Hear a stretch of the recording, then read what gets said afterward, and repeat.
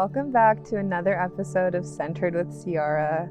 I'm in a different setting because we have a guest today and a production. Thank you, Mary. Today we're going to be talking about astrology and sleep paralysis, and so I'm just going to give you a background and definition for that, and then we'll go along with our guest. So, astrology is the study of the movements and relative positions in celestial bodies interpreted as having an influence on human affairs and the natural world. Some background is that it is said to have started with the Babylonians, and their astrological charts enabled them to predict the reoccurrence of seasons and certain celestial events. So in the beginning and for more than 2,000 years, astrology and astronomy were the same science. Babylonian astrology was introduced to the Greeks early in the 4th century, and through the studies of Plato, Aristotle, and others, astrology came to be highly regarded as science. It was soon embraced by the Romans and the Arabs and later spread throughout the entire world. While earliest astrology was used to bring a sense of order out of apparent chaos, it was soon utilized to predict weather patterns, primarily for agricultural purposes, and eventually broadened to include forecasts of natural disasters and wars and other events in the course of human affairs. The zodiac is believed to have developed in ancient Egypt, and early astrologers knew it took 12 lunar cycles or months for the sun to return to its original position. They identified 12 constellations that they observed were linked to the progression of the seasons and assigned them names of certain animals and persons. In Babylonia, for example, the rainy season was found to occur when the sun was in a particular constellation, which was then named Aquarius, or water bearer. The signs of the zodiac are divided into 4 groups: fire signs, water signs, air signs, and earth signs. And each of these 4 groups is inscribed in its own quadrant or group of houses on a circle. Approximately in 2000 BC, Babylonian astrologers believed the sun, moon, and 5 planets known at the time, Jupiter, Mars, Mercury, Saturn, and Venus, possessed distinct powers. Mars, for example, appeared to be red and was associated with aggression and war. A horoscope is a map of the zodiac circle with the Earth at the center, and the top of the circles represents the sun at its highest point during the day, and left and right of that are the eastern and western horizons. Your horoscope charts the relative positions of the moon, sun, planets, and stars at a specific time and place of your choosing. Astrologers don't use clock time, rather they measure it as I had a hard time with this word, sidereal time, as measured from the sun's position at spring equinox. Once the date and times are selected and calculated at sidereal time and the location known and plotted, the astrologer consults an astronomical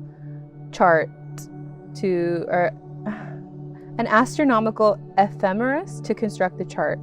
While all of this used to be tedious and exacting, computer software programs have made it extremely easy. So, is astrology fact or fiction? Interest in astrology has persisted throughout the centuries, occasionally falling out of favor but always rebounding. Today, with practitioners in nearly every country, astrology's popularity is stronger than ever. Some may regard astrology as superstitious nonsense without scientific basis. Others acknowledge the gravitational forces exerted on our planet by the sun and moon and deduce that the planets have similar powers that can be charted through astrology. Still, others maintain that the symbolism of astrology can provide a deeper understanding of ourselves and events. So our guest is my sister Alexa. She's going to give her personal experience on astrology and what astrology means to you, and I guess your definition of it, and how it connects your life. Okay, so I think I define myself as a modern astrologist, more of a casual practicer of astrology rather than someone who actually has a telescope and studies the stars, the first, third, whatever quadrant. So I think the astrology that I'm into is more what normal people are into. So Astrology to me is just a picture taken of the sky from the exact point and location and time zone from where you were born. So if you were born in Wisconsin, a small town in Wisconsin at 1 a.m. on March 25th, you're gonna have a different personality and birth chart than someone who was born in California on the same day. So I think the biggest thing about modern astrology is your big three of your birth chart. So your big three of your birth chart is your sun sign, your moon sign, and your rising sign. So your sun sign is basically your identity, your moon sign is how you perceive emotion, and your rising sign is how others perceive you. So me, for example, I'm an Aries sun, Cancer moon, Cancer rising. So I can have Aries qualities on the surface, but I could also seem emotionally, vulnerable to people. I could feel things. I feel things with the moon as other people who are Cancer people. I don't know what you call Cancerian? Cancer? I don't know. Anyway, yeah. So do you think that in your experience with people that you found their astrological signs, do you feel like it's accurate for every person, or do you think it differs? Well, I think that with some people, their rising sign comes out more, or, I think with every person it varies, like which sign is most dominant in their life. But in the past, I have been able to guess people's sun sign accurately just because, like, the sun sign is the most easiest to, guess just from meeting somebody, because the sun sign is your mannerisms, your behaviors, like the way you present yourself. I'm an Aries, so because I'm an Aries sun, I'm like in your face, I'm talking with my hands, I'm loud, I'm passionate, and I don't shut up until I find myself trailing off into a quiet ending. Okay, so I only asked this because I'm your sister and I know, but wasn't there someone like when you were younger who said that you could sense things, like spiritual things and stuff like that? Do you feel like Yes. that had an effect to what you're interested in now? Like, do you think that prompted you to be interested in stuff like this? Well, the thing is, I didn't really find out that someone said that about me until I was interested in it. So when my dad worked at a store called Circus City, if you remember when that was in business, he was a manager, and someone came in when he was working and was like, "Do you have a young daughter?" I was like 8 or so at the time. And he was like, "Yeah." And she said, "Your young daughter has a gift, and she's probably dreaming things right now, but she can sense things and feel things more than any regular person can. And so you just need to keep an eye on her and try to protect her because she has a gift."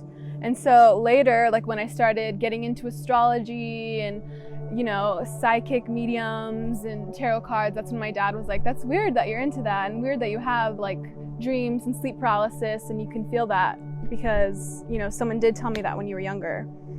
So I think it kind of, like, when I found out that, I don't know, it kind of clicked, everything kind of lined up, because I do think that the universe has a way of doing that sometimes, where even without meaning to, everything just falls into place at the end, Yeah. So as I mentioned before, my podcast, I don't know how much of it you've listened to, but my podcast, I make sure it's clear that I come from an apostolic background because that's how I view the world. But understandably, we grew up with the same parents. So how do you think that affected the way that you view these things? Well, I think that maybe the way the Apostolic Church kind of talked about these topics, like, villainizing Satanists and villainizing spirituality that's not godly, which, I mean, I guess they would because it goes against, the Bible. But I think just growing up having being taught such a negative point of view about that and not really understanding why kind of made me more inclined to figure it out and kind of like wander that path. But I don't know, I think from a young age, I've always had like weird dreams, at least. Like always weird feelings, weird encounters, but mostly weird dreams from what I remember.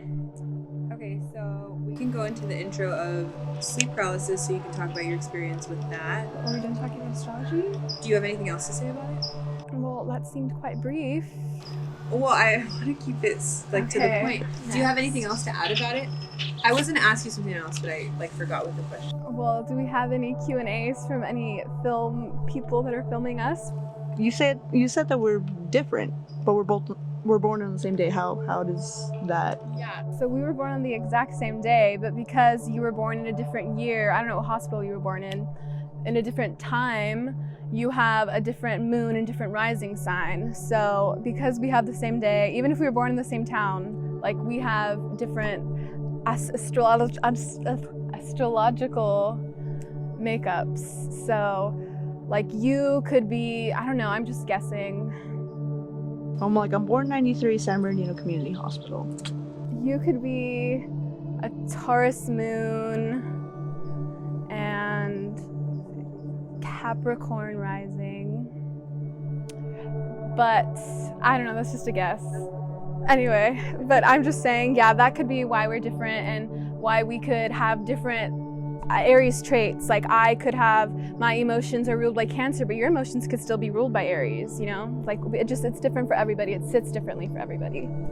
How does that help you bring meaning to the world? Or like, is that what prompts you to this? Almost like, I guess, how a religious person follows that guide.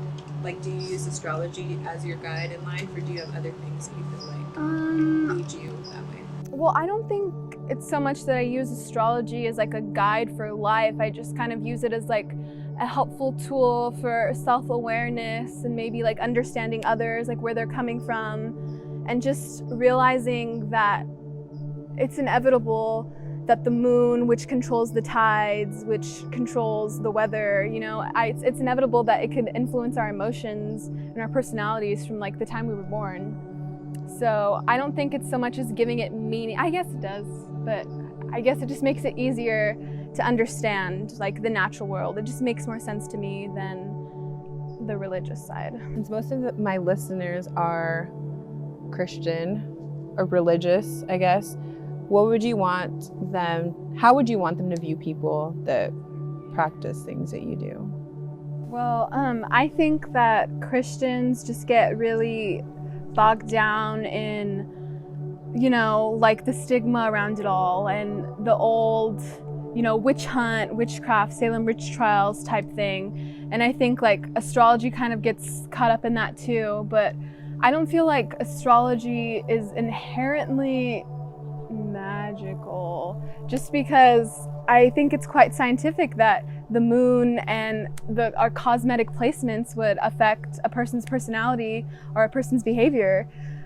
So I think like if they just got past that idea that astrology is spiritual and evil, then they would just realize it's what God made, right? Like God made the sun and the stars, so he made it. Like you guys say, he has divine creation, right? So I feel like you guys would, if anything, should understand that everything that is put in this earth, on this earth, was put for a reason, to influence us and help us like through our time on earth. I guess more so because the Bible like specifically it basically says that since God is all powerful and all knowing, that in times of need, so I'm not trying to debate you, just more so because like in if the movie Prince of Egypt gives you a very clear detail of what the times were like, and actually all of the plagues meant. The plagues reasoning and connection were from the sorcerers and the gods of that time. So like the gods of the waters and the gods of the bugs and the animal, things like that, and darkness and stuff. So it fundamentally goes against Christian beliefs, but more so I feel like how would you want Christians to treat you? I don't know, how would I want anybody to treat me? Just with respect and with an open mind, and, you know, like get rid of all of the stigmas that you have, all of the assumptions that, oh, if you practice witchcraft or believe this or believe that, then you're an old hag or you worship the devil or something. Like, it's not what you think it is. It's not, we're not green with the long nose and the wicked broom, you know? Like, I'm not a witch per se, but I think I'm a spiritual person that's not necessarily godly spiritual. And so I just think that the godly spiritual people, if they listen to us, they would understand us. Like, if they actually try to hear our perspective, that we just listen to nature and listen to what's already presented to us on this earth, like with us, we're using our resources, you know? Yes, which is why I started a podcast like this. But, and I will bring this up, this wasn't on topic, but you and I have had conversations about this, and it prompted me to look into it myself on Satanism, and we've discussed like the 11 rules of earth. Mm-hmm. And we talked about how they came up with very clear-cut, respectful rules that I think that Christians like don't always acknowledge. Mm-hmm. And so do you feel like that sometimes comes into play about how you view Christians and how... Definitely. Like, when I even first found out about Satanism, I think I was like 15 or something, and when I actually did research on the Satanic Church, I was like, well, this sounds like more moral than the church I go to. So I was reading that, and I was just kind of understanding, like, why do like Christians pin that on Satanists, that Satanists worship the devil when all they do is kind of choose him as a symbol, as like the absence of God or divine intervention. They're just atheists that believe in living morally. And I don't know, I feel like that's just an example of Christians not really taking into the consideration what other people are doing, what their motives are. Yeah, so I think you're speaking on atheistic Satanism. Mm-hmm. And I know that there's different kinds. The one that I particularly did research on was more of the, they don't believe, I guess that it was the atheistic one, where they don't believe in God, they don't believe in the devil, they don't believe, but they also don't believe in divination and stuff like that. It's basically just be a good person. Yeah. I didn't say I was a Satanist. I'm not a Satanist. Oh, no. I just, because we've talked about this. Yeah. But yeah, I think that there are misconceptions about people who view life a certain way. And I guess my goal with the podcast is just that we can hear from different sides. And like, there's no way a Christian can reach someone like you if they don't treat you respectfully. Mm-hmm. And there's no way that you can reach a Christian if you don't treat them respectfully. So that's what I'm just hoping to do with all of this. But since we have, I feel like, is there anything else that you have to say about astrology in particular? No, I don't think so. So now we're going to talk about sleep paralysis. And sleep paralysis is a feeling of being conscious but unable to move. It occurs when a person passes between stages of wakefulness and sleep. During these transitions, you may be unable to move or speak for a few seconds, up to a few minutes. Some people may also feel pressure or a sense of choking. So, Alexa, can you tell me something about your experience with sleep paralysis, and I guess what you feel like it might be? So I go through periods of time where I'll experience sleep paralysis like every night. So it'll just come randomly, usually at a really stressful time in my life.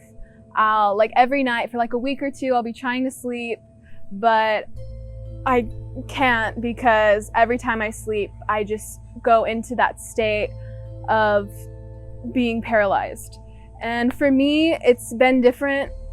It's usually like my fears manifested into whatever is around me. So like, I remember the first time I had sleep paralysis, like as a teenager. So the first time I could vividly remember it, I remember I was laying in my bed, and at the time, my biggest fear were ventriloquist dummies. So I was laying in bed, and I was in the middle of a dream. I don't even remember. I think I wasn't dreaming. And then I was just laying there, and I felt awake, and I could look around, but I couldn't move my head. But I could move my eyeballs, but no matter what I did, I couldn't move my fingers, I couldn't move my legs, I was stuck. I was stuck in that laying position with my arms at my sides, and I couldn't speak. I couldn't yell for help. I didn't even feel like I could breathe. And I remember, like, the whole room was dark, and I shared a room with my younger sister at the time, and I saw her laying there next to me in her bed. And I just remember there was like a little ventriloquist dummy. I couldn't even see its face. It was just like a shadow, but like by its arm and leg movements, I could tell what it was.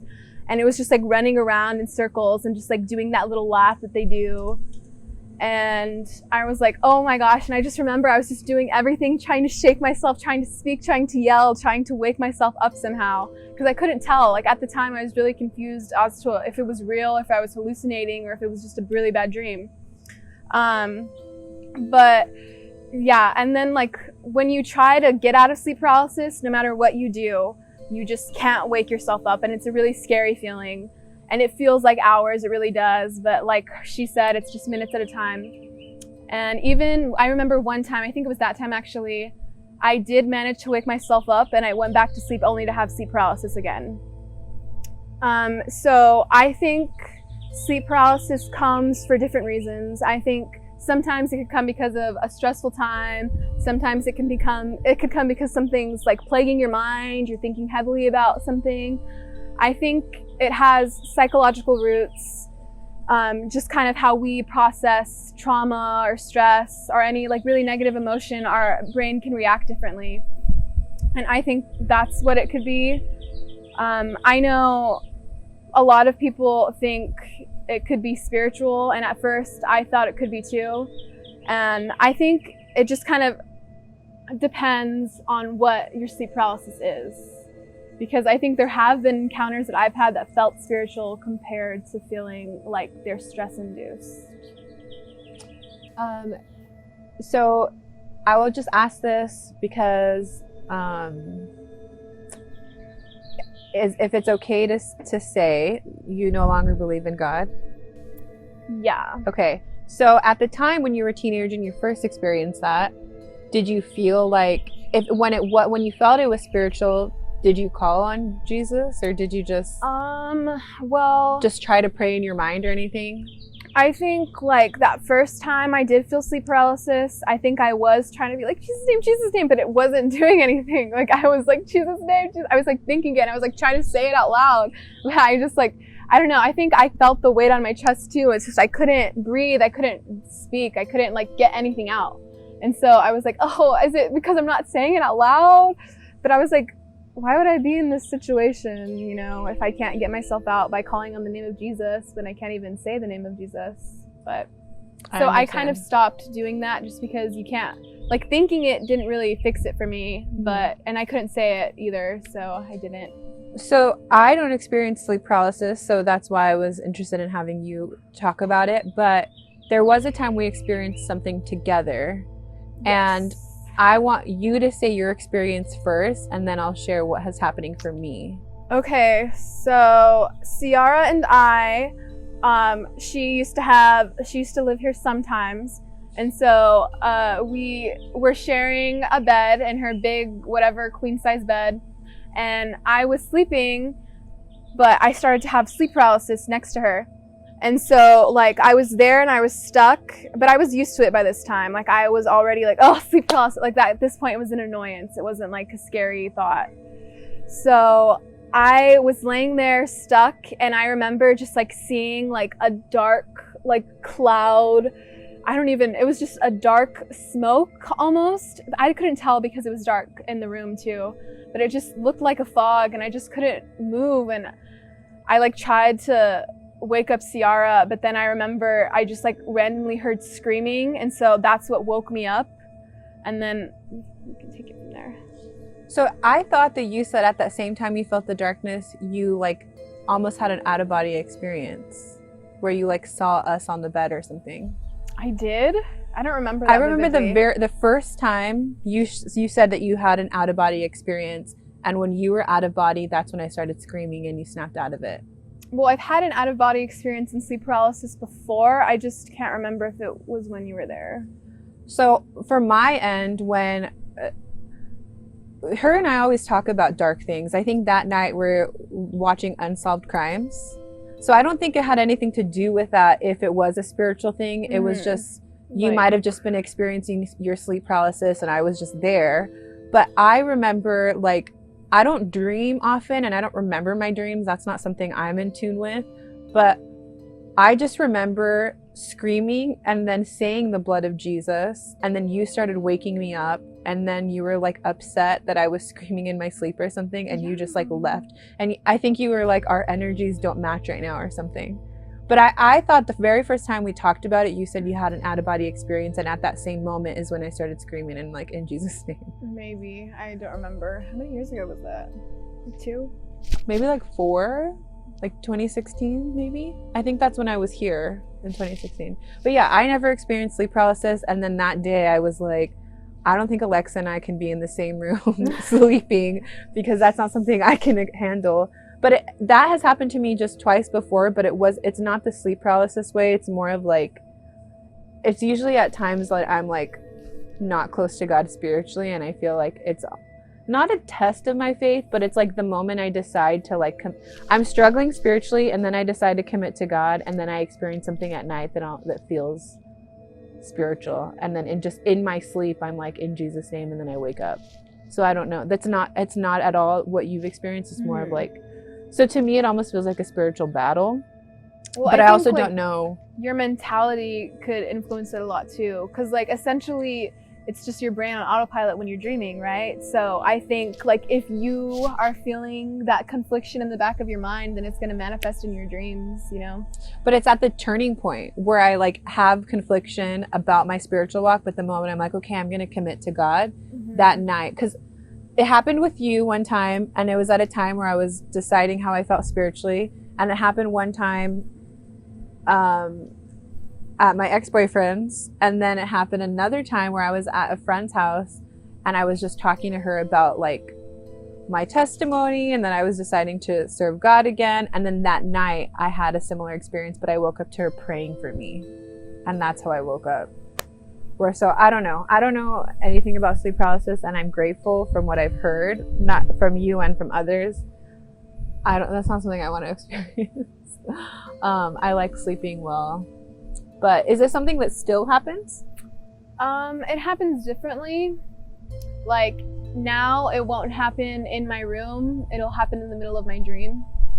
So I'll be like in my dream, because I've been having really vivid dreams lately for something that's unrelated to this video. And so I'll be like in the middle of like a really stressful and like weird dream that I'm uncomfortable in, but then like I'll be even more uncomfortable and I'll be stuck like in that situation, and I won't be able to move, and everything's just still going on around me. And so I think like that's just me being stressed and being under pressure. Like I don't think that instance is necessarily a spiritual one, but it does affect my sleep schedule ever since I've had sleep paralysis. That time when I first started having it again in my teenage years, I haven't really like been a good sleeper. Like I never really slept well again, just because like my dreams are always so vivid. Like I'll wake up in the middle of them, and I just can't, sleep through the night without waking up from something, crazy. Yeah, so a lot of our family members who might watch this will say that you're so different from how you were when you were younger, which I know we all change, but almost like you just did a complete 180 or whatever. But you have mentioned that like you've experienced this since you were younger, so even before you started dressing differently or acting differently. Yeah. But when you were younger, you said that at the time your fears manifested. Where now the woman you are now, I know you as someone who's really fearless and you just face things head on. And like when we went to I Love Scary Movie experience, when it was like penny for your fears or whatever, and I was like, I don't think I have a fear. Like I guess my fear would be like the depth of the ocean, but there's not much that I'm afraid of. And like you like ventriloquist dummies now, and you like stuff like that. So do you feel like that helped you face your fears? Or you just kind of decided in your mind, I'm not going to be afraid of these things anymore? Well, I think my fears just kind of readjusted as I got older. Like I started becoming more afraid of abstract ideas rather than like physical things that could come and get me in the night. Like I used to be afraid of mannequins and ventriloquist dummies. Now I'm afraid of failure and being alone, you know, like it's different. It's, you grow different. You become fear. I don't know.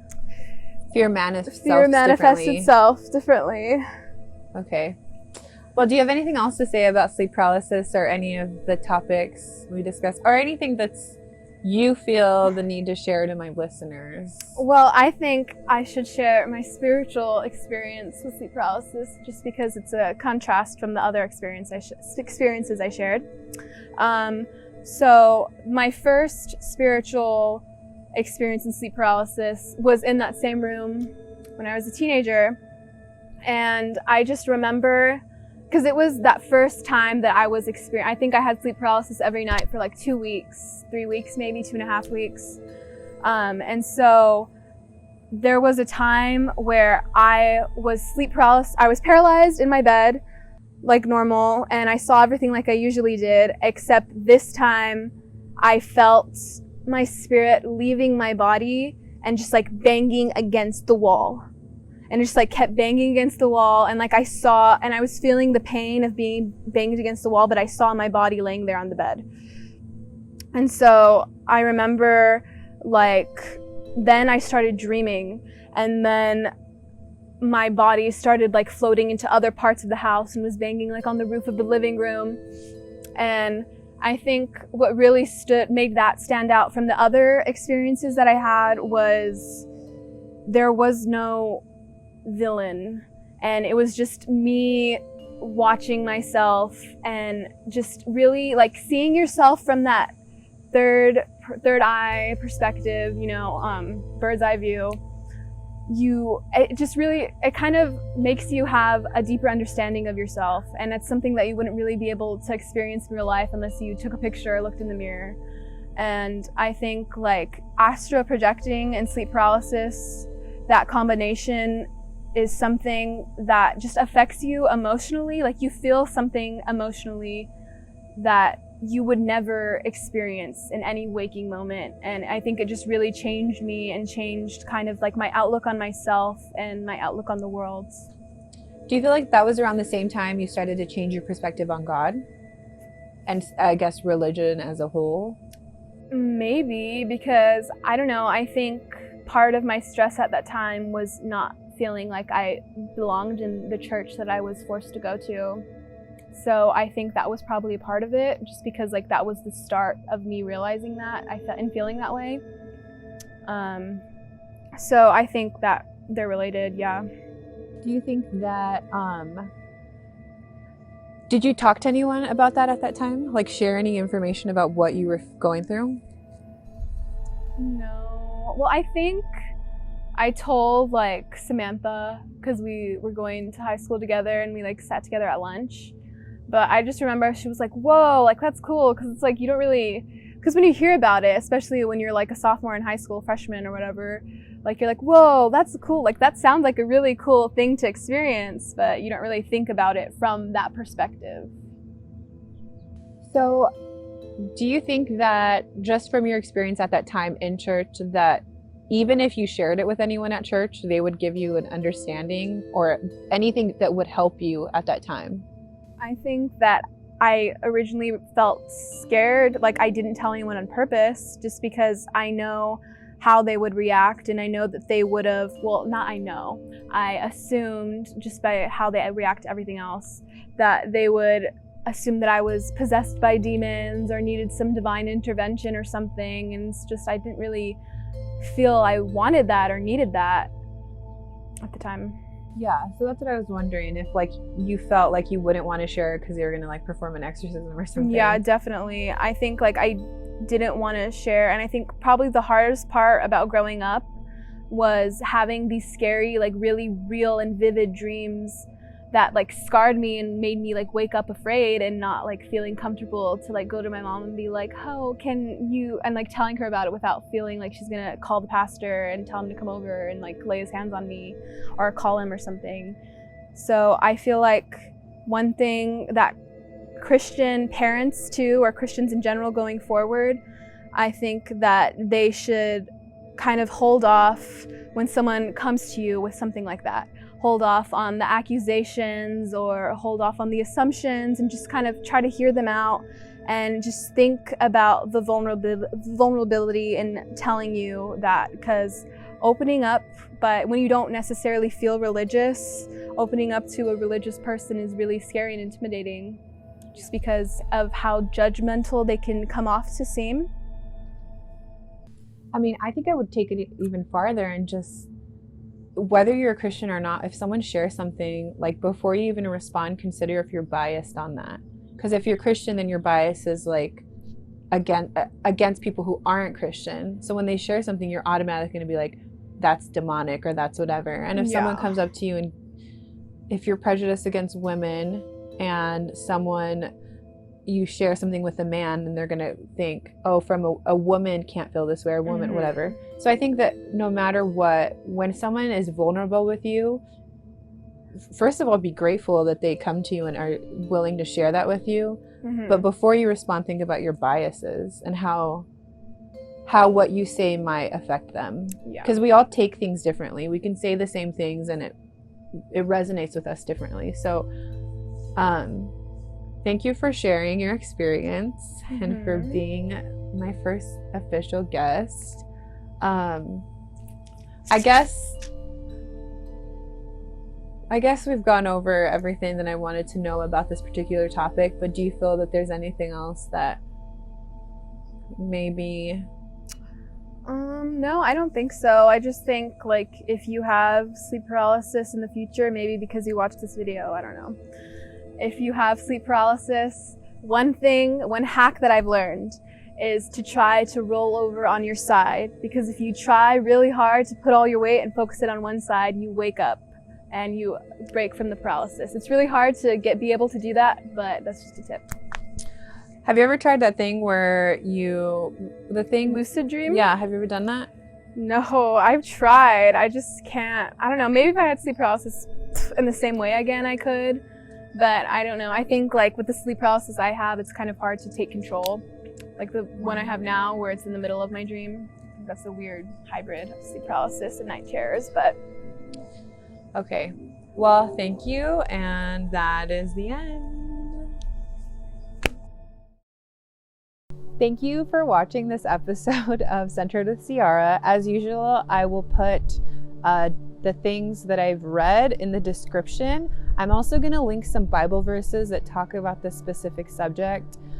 Given that we have a personal experience, I don't want to read a bunch of Bible verses, so I'm just going to link them in the description. So I encourage you to look those up so that you can find out your own information. And if you have struggled with this particular issue, sleep paralysis, or are interested in astrology, then I would encourage you to talk to someone about it. And as Alexa has so gratefully shared, find someone that you can trust and talk to about these subjects so you don't feel as alone.